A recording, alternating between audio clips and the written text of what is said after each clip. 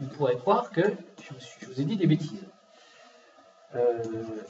X carré sur x cube plus 7, on va se placer sur l'intervalle 0 plus l'infini.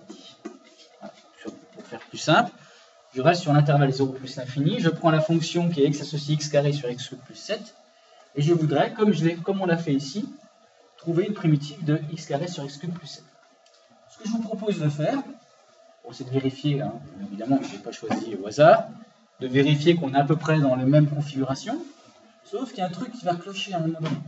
Donc je vous propose de continuer de reprendre cette rédaction-là, la calquer entre guillemets, sauf que vous l'adaptez à votre fonction, et peut-être qu'à un moment donné, il y a quelque chose qui va coincer.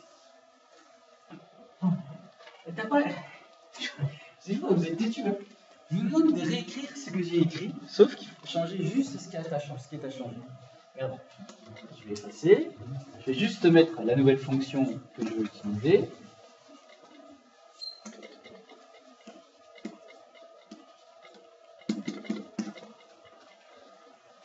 Dites-moi ce qu'on va changer dans cette phrase. Mais si vous ne l'écrivez pas, ça ne marchera pas. Cette fonction-là, est-ce qu'elle est bien du type U' sur U?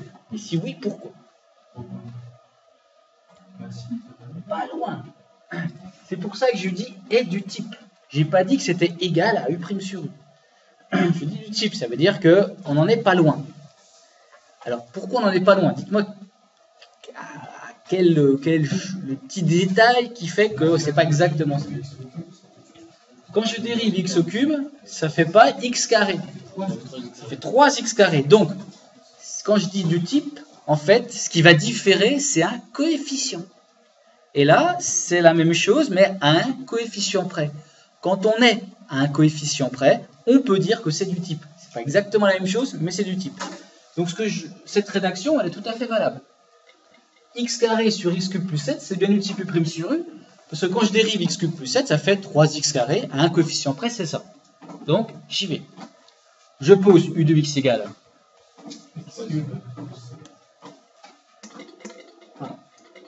x cube plus 7.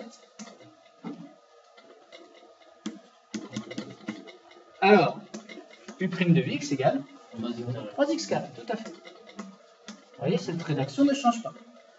J'écris maintenant la fonction dont je connais une primitive, c'est la fonction qui s'écrit exactement sous la forme U' sur U.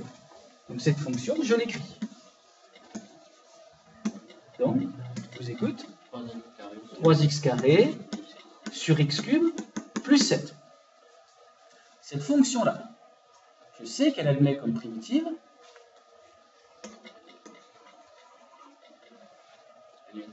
ln de x cube plus 7. Je me suis placé sur l'intervalle 0 plus l'infini, cette fonction est positive, il n'y a pas de souci. Oui. Exactement. Sauf que, vous le voyez, moi je ne cherchais pas une primitive de 3x carré sur x cube plus 7, mais x carré tout seul.